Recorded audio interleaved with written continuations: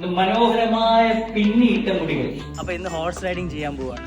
ബഹ്റൈനിൽ വന്നിട്ട് ഇതുവരെ horse riding ചെയ്തിട്ടില്ല. അപ്പൊ ഇന്ന് ഹോഴ്സ് റൈഡ് ചെയ്ത് നോക്കാം.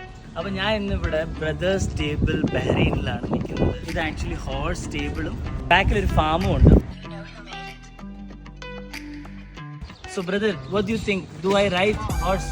You're right. I ride? You have not seen me riding. How you know? Can see you. You can see me.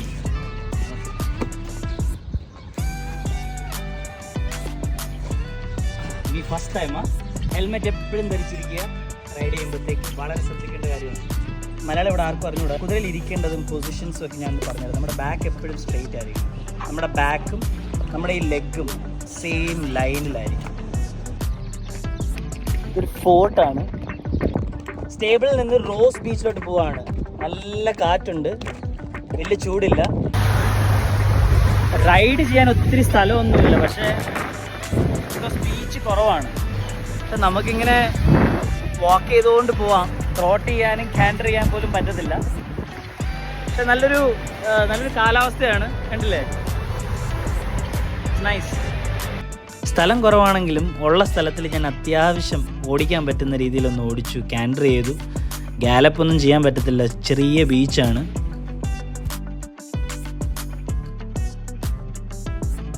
പിന്നെ റൈഡിങ് പഠിക്കാൻ താല്പര്യമുള്ളവർക്ക് ചെറിയൊരു അരീനയുണ്ട് ഇവിടെ. അപ്പം നിങ്ങൾക്ക് ഇവിടെ വന്ന് പഠിക്കാം. പിന്നെ ഫ്രൈഡേ ഞാൻ ഫ്രീ ആയിരിക്കും. നിങ്ങൾക്ക് വേണമെങ്കിൽ എനിക്ക് മെസ്സേജ് അയക്കാം. ഞാൻ അവിടെ ഉണ്ടെങ്കിൽ നിങ്ങൾക്ക് ചെറിയ രീതിയിൽ പഠിപ്പിച്ചു തരുന്നതായിരിക്കും.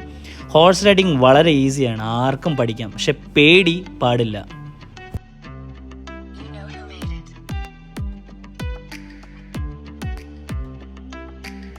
പലരും എപ്പോഴും എന്നോട് ചോദിക്കുന്നൊരു ചോദ്യമാണ്, എന്താണ് ഈ കുതിര സവാരി ചെയ്യുമ്പോൾ കിട്ടുന്നതെന്ന്.